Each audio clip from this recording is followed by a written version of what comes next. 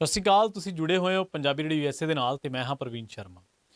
ਦੋਸਤੋ, ਅੱਜ ਦੀ ਇਸ ਰਿਪੋਰਟ ਦੇ ਵਿੱਚ ਆਪਾਂ ਚਰਚਾ ਕਰਾਂਗੇ ਕਿ ਪੰਜਾਬ ਦੇ ਦੋ ਵੱਡੇ ਪਰਿਵਾਰਾਂ ਨੇ ਮੋਹਾਲੀ ਦੇ ਵਿੱਚ 900 ਏਕੜ ਜ਼ਮੀਨ, ਦੋ ਵੱਡੇ ਸਿਆਸੀ ਪਰਿਵਾਰਾਂ ਨੇ ਮੋਹਾਲੀ ਦੇ ਵਿੱਚ 900 ਏਕੜ ਜ਼ਮੀਨ ਦੱਬੀ ਹੋਈ ਹੈ ਤੇ ਮੋਹਾਲੀ ਦੇ ਵਿੱਚ ਜਿਹੜੀਆਂ ਸਿਆਸਤਦਾਨਾਂ ਨੇ ਜ਼ਮੀਨਾਂ ਦੱਬੀਆਂ ਹੋਈਆਂ ਉਹਨਾਂ ਦੀ ਕਿੱਲਿਆਂ ਦੇ ਵਿੱਚ ਗਿਣਤੀ ਕਿੰਨੀ ਹੈ, ਮੋਹਾਲੀ ਦੇ ਆਸ-ਪਾਸ ਦੇ ਪਿੰਡਾਂ ਦੇ ਕਿੰਨੇ ਪਿੰਡਾਂ ਦੀ ਕਿੰਨੇ ਏਕੜ ਜ਼ਮੀਨ ਦੱਬੀ ਹੋਈ ਹੈ ਤੇ ਜਸਟਿਸ ਕੁਲਦੀਪ ਸਿੰਘ ਕਮਿਸ਼ਨ ਦੀ ਜਿਹੜੀ ਰਿਪੋਰਟ ਹੈ ਉਹ ਕੀ ਕਹਿੰਦੀ ਹੈ। ਅਸਲ ਦੇ ਵਿੱਚ ਹੋਇਆ ਕਿ 2021 ਦੇ ਵਿੱਚ ਜਦੋਂ ਪੰਜਾਬ ਦੇ ਵਿੱਚ ਚਰਨਜੀਤ ਚੰਨੀ ਦੀ ਸਰਕਾਰ ਸੀ ਤਾਂ ਉਦੋਂ ਦਸੰਬਰ 14 ਦਿਨ ਸੀਗਾ, 14 ਦਸੰਬਰ ਦਾ 2021 ਦਾ, ਜਦੋਂ ਭਗਵੰਤ ਮਾਨ ਨੇ ਇਹ ਗੱਲ ਕਹੀ ਸੀ, ਜਿਹੜੇ ਕਿ ਉਦੋਂ ਆਮ ਆਦਮੀ ਪਾਰਟੀ ਦੇ ਤਤਕਾਲੀ ਪ੍ਰਧਾਨ ਸਨ ਤੇ ਇਸ ਵੇਲੇ ਪੰਜਾਬ ਦੇ ਮੌਜੂਦਾ ਮੁੱਖ ਮੰਤਰੀ।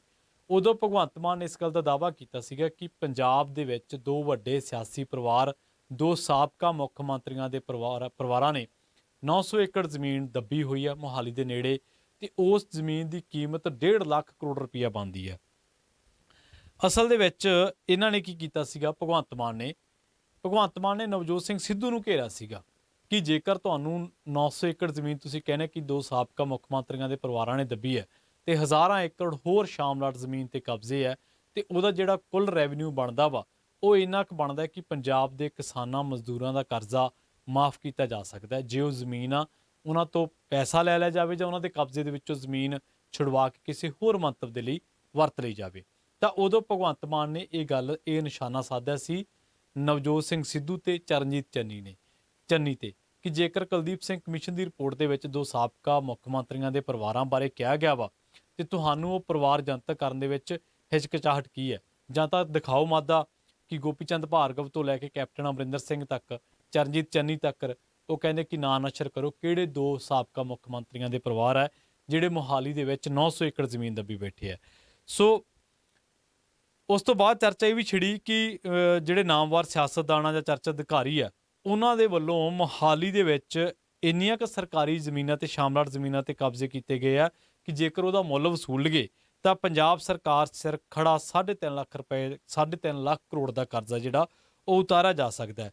ਜਸਟਿਸ ਕੁਲਦੀਪ ਸਿੰਘ ਕਮਿਸ਼ਨ ਦੀ ਰਿਪੋਰਟ ਦੇ ਮੁਤਾਬਕ ਮੋਹਾਲੀ ਜ਼ਿਲ੍ਹੇ ਦੇ ਵਿੱਚ 25,000 ਏਕੜ ਸਰਕਾਰੀ ਤੇ ਗੈਰ ਸਰਕਾਰੀ ਸ਼ਾਮਲਾਟੀ ਜ਼ਮੀਨ ਤੇ ਉੱਪਰ ਕਬਜ਼ੇ ਨੇ ਜਾਂ ਫਿਰ ਮਾਲ ਰਿਕਾਰਡ ਦੇ ਵਿੱਚ ਫਰਜ਼ੀਵਾੜਾ ਕਰਕੇ ਗਲਤ ਢੰਗ ਦੇ ਨਾਲ ਜ਼ਮੀਨਾਂ ਆਪਣੇ ਨਾਂ ਚੜਾ ਲਈਆਂ ਨੇ। ਜਸਟਿਸ ਕੁਲਦੀਪ ਸਿੰਘ ਕਮਿਸ਼ਨ ਦਾ ਜਿਹੜਾ ਗਠਨ ਹੋਇਆ ਸੀਗਾ ਉਹ ਹੋਇਆ ਸੀ 29 ਮਈ 2012 ਨੂੰ ਹਾਈ ਕੋਰਟ ਦੇ ਹੁਕਮਾਂ ਦੇ ਉੱਤੇ। 1 ਮਾਰਚ 2013 ਦੇ ਵਿੱਚ ਕਮਿਸ਼ਨ ਨੇ ਪਹਿਲੀ ਰਿਪੋਰਟ ਤੇ ਜੁਲਾਈ 2013 ਦੇ ਵਿੱਚ ਦੂਜੀ ਰਿਪੋਰਟ ਅੰਤਰਿਮ ਰਿਪੋਰਟ ਸੌਂਪੀ ਸੀ, ਪਰ ਸਰਕਾਰਾਂ ਦੇ ਪੱਧਰ ਤੇ ਇਸ ਰਿਪੋਰਟ ਉੱਪਰ ਅਜੇ ਤੱਕ ਕੋਈ ਕਾਰਵਾਈ ਨਹੀਂ ਹੋਈ। ਸੋ ਇਹ ਤਾਂ ਸੀਗਾ 2021 ਦੇ ਵਿੱਚ ਦਸੰਬਰ 14 ਵਾਲੇ ਦਿਨ ਜਿਹੜੀ ਖਬਰ ਸਾਹਮਣੇ ਆਈ ਸੀ।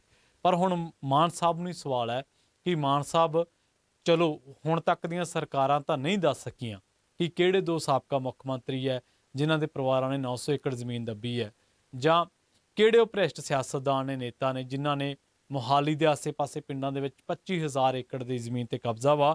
ਪਰ ਘੱਟੋ ਘੱਟ ਤੁਸੀਂ ਹੁਣ ਮੁੱਖ ਮੰਤਰੀ ਹੋ, ਤੁਸੀਂ ਤਾਂ ਦੱਸ ਦਿਓ ਕਿ ਕਿਹੜੇ ਲੋਕਾਂ ਨੇ ਜ਼ਮੀਨ ਦੱਬੀ ਹੋਈ ਆ ਔਰ ਮੋਹਾਲੀ ਦੇ ਵਿੱਚ ਕਿੰਨੀਆਂ ਜ਼ਮੀਨਾਂ ਤੋਂ ਤੁਸੀਂ ਕਬਜ਼ਾ ਛੁਡਵਾ ਲਿਆ ਵਾ। ਸਿਸਮਾਂ ਵਾਲੇ ਪਾਸੇ ਤੁਸੀਂ ਕਦੋਂ ਜਾਓਗੇ, ਕਿਉਂਕਿ ਉੱਧਰ ਹੀ ਪਹਾੜੀ ਤੇ ਨੀਂ ਪਹਾੜੀ ਇਲਾਕਿਆਂ ਦੇ ਵਿੱਚ ਕਿਹਾ ਗਿਆ ਸੀਗਾ ਕਿ ਸਿਆਸਤਦਾਨਾਂ ਦੇ, ਰਸੂਖਦਾਨਾਂ ਦੇ ਪੈਲੀਆਂ ਤੇ ਜ਼ਮੀਨਾਂ ਤੇ ਕਬਜ਼ੇ ਨੇ, ਪਹਾੜਾਂ ਤੇ ਕਬਜ਼ੇ ਨੇ। ਖਬਰਾਂ ਤਾਂ ਇਹ ਵੀ ਆਈਆਂ ਸੀਗੀਆਂ ਕਿ ਉੱਥੋਂ ਮਾਈਨਿੰਗ ਮਾਫੀਆ ਨੇ, ਖਨਨ ਮਾਫੀਆ ਨੇ ਨੇੜਲੇ ਪਹਾੜਾਂ ਦੇ ਵਿੱਚੋਂ ਮਾਈਨਿੰਗ ਕਰਕੇ ਪਹਾੜ ਵੀ ਖੋਖਲੇ ਕਰ ਦਿੱਤੇ ਹੈ। ਪਰ ਹੁਣ ਤਾਂ ਤੁਸੀਂ ਖੁਦ ਉਸ ਸੀਟ ਤੇ ਬੈਠੇ ਹੋ ਜਿਸ ਸੀਟ ਨੂੰ ਸਵਾਲ ਕਰਦੇ ਸੀ 2021 ਦੇ ਵਿੱਚ, ਕਹਿੰਦੇ ਸੀਗੇ ਕਿ ਨਾ ਜਨਤਕ ਕਰੋ। ਹੁਣ ਤੁਹਾਡੇ ਕੋਲੇ ਮਹਿਕਮਾ ਵਾ, ਜਿਸ ਮਹਿਕਮੇ ਕੋਲੇ ਸਾਰੇ ਆંકੜੇ ਨੇ, ਤੁਹਾਡੇ ਕੋਲੇ ਕਮਿਸ਼ਨ ਦੀ ਰਿਪੋਰਟ ਵੀ ਐਕਸੈਸ ਹੋ ਸਕਦੀ ਹੈ।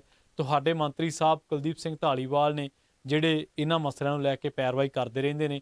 ਬੇਸ਼ੱਕ ਤੁਸੀਂ ਪੰਜਾਬ ਦੇ ਵਿੱਚੋਂ ਬਹੁਤ ਸਾਰੇ ਕਬਜ਼ੇ ਛੁਡਾ ਲਏ ਆ, ਅਸੀਂ ਇਸ ਕਰਕੇ ਤੁਹਾਡੀ ਸਰਕਾਰ ਦੀ ਦਾਦ ਵੀ ਦਿੰਦੇ ਹਾਂ, ਪਰ ਉਹ ਕਬਜ਼ੇ ਜਿਹੜੇ ਛੁਡਵਾਏ ਆ ਉਹ ਜਾਂ ਤਾਂ ਪੈਲੀ ਵਾਹੁਣ ਵਾਲੇ ਲੋਕ ਆ ਜਾਂ ਉਹ ਜ਼ਮੀਨ ਉਹ ਲੋਕ ਆ ਜਿਨ੍ਹਾਂ ਨੂੰ ਜ਼ਮੀਨ ਅਲਾਟ ਹੋਈ ਹੈ। ਮਤਲਬ ਸਾਡੇ ਦਲਿਤ ਭਾਈਚਾਰੇ ਦੇ ਕੁਝ ਪਰਿਵਾਰ ਆ, ਜੇਕਰ ਉਹਨਾਂ ਤੋਂ ਜ਼ਮੀਨਾਂ ਛੁਡਾਈਆਂ ਜਾ ਸਕਦੀਆਂ ਵਾ ਤੇ ਫਿਰ ਆਹ ਘਰਾਣਿਆਂ ਤੋਂ ਕਿਉਂ ਡਰ ਲੱਗਦਾ? ਫਿਰ ਤਾਂ ਇਹਨਾਂ ਦੇ ਵੱਲ ਵੀ ਜੜਾਓ ਨਾ। ਪਿਛਲੇ ਦਿਨੀ ਸਿਮਰਨਜੀਤ ਸਿੰਘ ਮਾਨ ਦੀ ਜ਼ਮੀਨ ਛਡਾਉਣ ਵੇਲੇ ਜਿਹੜਾ ਵਿਵਾਦ ਪੈਦਾ ਹੋਇਆ ਸੀ ਉਹ ਆਪਾਂ ਸਾਰਿਆਂ ਨੇ ਦੇਖਿਆ, ਔਰ ਉਸ ਵਿਵਾਦ ਕਰਕੇ ਮਾਨ ਸਰਕਾਰ ਨੂੰ ਕਾਫੀ ਆਲੋਚਨਾ ਵੀ ਸਹਿਣੀ ਪਈ ਸੀ। ਮਾਨ ਦੇ ਜਿਹੜੇ ਸਪੋਰਟਰ ਸੀਗੇ ਉਹ ਸਿਮਰਨਜੀਤ ਸਿੰਘ ਮਾਨ ਦੀ ਆਲੋਚਨਾ ਕਰਦੇ ਸੀ। ਸੋ ਮਾਨ ਦੋਨੋਂ ਆਮੋ ਸਾਹਮਣੇ ਸੀਗੇ। ਪਰ ਪੰਜਾਬ ਅਸਲ ਦੇ ਵਿੱਚ ਚਾਹੁੰਦਾ ਹੈ ਕਿ ਜਿਹੜੇ ਤੁਸੀਂ ਐਲੀਗੇਸ਼ਨ ਲਾਉਂਦੇ ਸੀਗੇ, ਹੁਣ ਤੁਹਾਡੇ ਕੋਲ ਗਵਰਨਮੈਂਟ ਆ, ਤੁਸੀਂ ਇਸ ਸਰਕਾਰ ਦੇ ਮੁਖੀ ਹੋ, ਤਾਂ ਤੁਸੀਂ ਉਹ ਐਲੀਗੇਸ਼ਨ ਜਿਹੜੇ ਲਾ ਰਹੇ ਸੀਗੇ ਉਹ ਹੁਣ ਖੁਦ ਸੱਚ ਕਰਕੇ ਦਿਖਾਓ। ਤੇ ਪੰਜਾਬ ਜਾਣਨਾ ਚਾਹੁੰਦਾ ਹੈ ਕਿ ਕਿਹੜੇ ਦੋ ਮੁੱਖ ਮੰਤਰੀ ਜਿਹੜੇ 900 ਏਕੜ ਜ਼ਮੀਨ ਪੰਜਾਬ ਦੇ ਲੋਕਾਂ ਦੀ ਦੱਬੀ ਬੈਠੇ। ਕਿਉਂਕਿ ਇਹ ਜੇ ਮੁੱਖ ਮੰਤਰੀ ਰਹੇ ਆ ਪਰਿਵਾਰ, ਇਹਨਾਂ ਦੇ ਪਰਿਵਾਰ, ਤਾਂ ਜ਼ਾਹਰ ਜੀ ਗੱਲ ਹੈ ਕਿ ਇਹਨਾਂ ਨੂੰ ਡਰਾਈਵਰ ਵੀ ਮਿਲੇ ਹੋਣਗੇ, ਸਰਕਾਰੀ ਰਿਹਾਇਸ਼ਾਂ ਵੀ ਮਿਲੀਆਂ ਹੋਣਗੀਆਂ, ਸਰਕਾਰੀ ਮਾਲੀ, ਸਰਕਾਰੀ ਰਸੋਈਏ, ਸਰਕਾਰੀ ਜਿਪਸੀਆਂ, ਸਰਕਾਰੀ ਗੱਡੀਆਂ, ਸਾਰਾ ਕੁਝ ਮਿਲਿਆ ਹੋਣਾ ਸਰਕਾਰੀ। ਤੇ ਫਿਰ ਇਹ ਜੀ ਕਿਹੜੀ ਕਸਰ ਰਹਿ ਗਈ ਸੀ ਪੰਜਾਬ ਦੇ ਲੋਕਾਂ ਵੱਲੋਂ ਦਿੱਤੀਆਂ ਸਹੂਲਤਾਂ ਦੇ ਵਿੱਚ, ਸੇਵਾਵਾਂ ਦੇ ਵਿੱਚ, ਜਿਹੜੀ ਇਹਨਾਂ ਨੇ ਜ਼ਮੀਨ ਨੱਪ ਕੇ ਪੂਰੀ ਕੀਤੀ ਹੈ। ਸ਼ਰਮ ਆਉਣੀ ਚਾਹੀਦੀ ਹੈ ਜੋ ਸਿਆਸਤਦਾਨਾਂ ਨੂੰ, ਜਿਹੜੇ ਉੱਤੋਂ ਸਿਆਸੀ ਸਟੇਜਾਂ ਤੋਂ ਕਹਿੰਦੇ ਨੇ ਪੰਜਾਬ ਦਾ ਬੁਰੇ ਹਾਲ ਹੋ ਗਿਆ, ਪੰਜਾਬ ਦੇ ਉੱਤੇ 3.25 ਲੱਖ ਕਰੋੜ ਰੁਪਏ ਦਾ ਕਰਜ਼ਾ ਵਾ। ਕਰਜ਼ਾ ਨਹੀਂ ਗਾ ਅਸਲ ਦੇ ਵਿੱਚ, ਇਹ ਤੁਸੀਂ ਜਿਹੜੇ ਬੇਸ਼ਰਮ ਲੋਕ, ਲਾਹਨਤੀ ਲੋਕ ਪੰਜਾਬ ਦੀਆਂ ਗੱਦੀਆਂ ਤੇ ਹੁਣ ਤੱਕ ਬੈਠੇ ਆ ਔਰ ਮੂਕ ਦਰਸ਼ਕ ਬਣ ਕੇ ਪੰਜਾਬ ਦੀ ਲੁੱਟ ਦਾ ਤੁਸੀਂ ਜਿਹੜਾ ਤਮਾਸ਼ਾ ਸੀਗਾ ਪੰਜਾਬੀਅਤ ਦੀ ਲੁੱਟ ਦਾ, ਉਹ ਤੁਸੀਂ ਵੇਖਦੇ ਰਹੇ ਮੂਕ ਦਰਸ਼ਕ ਬਣ ਕੇ। ਔਰ ਤੁਸੀਂ ਇਹਨੂੰ ਰੋਕਣਾ ਤਾਂ ਕੀ ਸੀਗਾ, ਉਲਟਾ ਕੁਰਸੀਆਂ ਤੇ ਬਹਿ ਕੇ ਇਸ ਲੁੱਟ ਨੂੰ ਜਾਂ ਤਾਂ ਹੱਲਾਸ਼ੇਰੀ ਦਿੰਦੇ ਰਹੇ ਤੇ ਜਾਂ ਫਿਰ ਇਸ ਲੁੱਟ ਦੇ ਵਿੱਚ ਸ਼ਰੀਕ ਹੋ ਗਏ, ਭਾਗੀਦਾਰ ਹੋ ਗਏ।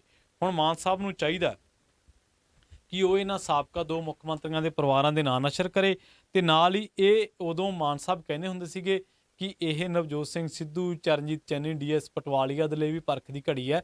ਕਿਉਂਕਿ ਜਿਹੜੇ ਜਸਟਿਸ ਕੁਲਦੀਪ ਸਿੰਘ ਕਮਿਸ਼ਨ ਸੀਗੇ ਉਹ ਡੀਐਸ ਪਟਵਾਲੀਆ ਜਿਹੜੇ ਨੇ ਉਹਨਾਂ ਦੇ ਸਪੁੱਤਰ ਨੇ।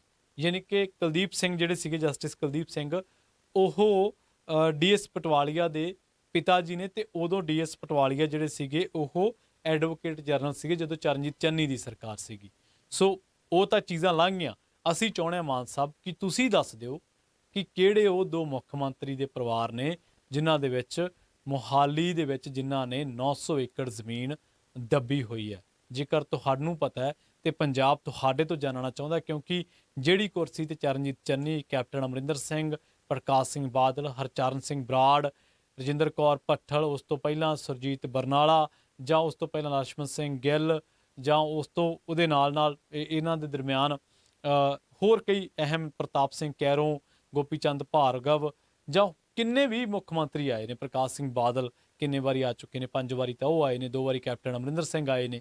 ਤਾਂ ਉਹ ਜਾਣਨਾ ਚਾਹੁੰਦੇ ਨੇ, ਜੇ ਮੈਂ ਗਲਤ ਨਾ ਹੋਵਾਂ ਤਾਂ ਇੱਕ ਵਾਰੀ ਭਾਰਤ ਦੇ ਜਿਹੜੇ ਰਾਸ਼ਟਰਪਤੀ ਰਹੇ ਨੇ ਉਹ ਵੀ ਸ਼ਾਇਦ ਇਸ ਜਿਹੜੀ ਕੁਰਸੀ ਹੈ ਪੰਜਾਬ ਦੇ ਮੁੱਖ ਮੰਤਰੀ ਦੀ ਕੁਰਸੀ ਆ, ਉਹ ਤੇ ਇੱਕ ਵਾਰੀ ਆਪਣੀਆਂ ਸੇਵਾਵਾਂ ਦੇਖ ਚੁੱਕੇ ਨੇ। ਉਹ ਵੀ ਪੰਜਾਬ ਦੇ ਮੁੱਖ ਮੰਤਰੀ ਰਹੇ ਨੇ, ਗਿਆਨੀ ਜੈਲ ਸਿੰਘ।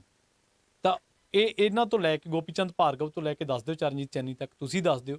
ਪੰਜਾਬ ਜਾਣਨਾ ਚਾਹੁੰਦਾ। ਪੰਜਾਬ ਨੇ ਤੁਹਾਨੂੰ 92 ਸੀਟਾਂ ਦਿੱਤੀਆਂ, ਤੁਸੀਂ ਦੱਸੋ ਕਿ ਕਿਹੜੇ ਦੋ ਪਰਿਵਾਰ ਹੈ ਜਿਨ੍ਹਾਂ ਨੇ ਪੰਜਾਬ ਦੇ ਵਿੱਚ ਮੋਹਾਲੀ ਦੀ ਬੇਸ਼ਕੀਮਤੀ ਕਰੋੜਾਂ ਰੁਪਏ ਦੀ 900 ਏਕੜ ਜ਼ਮੀਨ ਜਿਹੜੀ ਆ ਉਹ ਦੱਬੀ ਹੋਈ ਆ।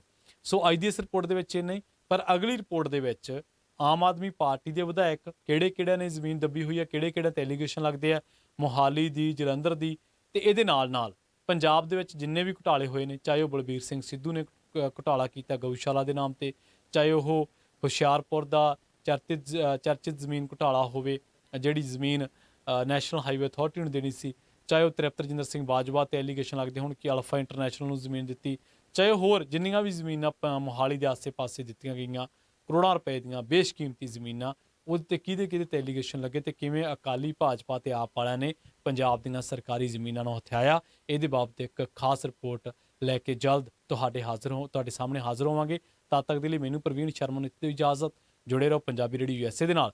ਤੇ ਆਖਿਰ ਦੇ ਵਿੱਚ ਇੱਕ ਵਾਰ ਫਿਰ ਤੋਂ ਤੁਹਾਨੂੰ ਸਭ ਨੂੰ ਪਿਆਰ ਸਤਿਕਾਰ ਸਹਿਤ ਸਤਿ ਸ਼੍ਰੀ ਅਕਾਲ।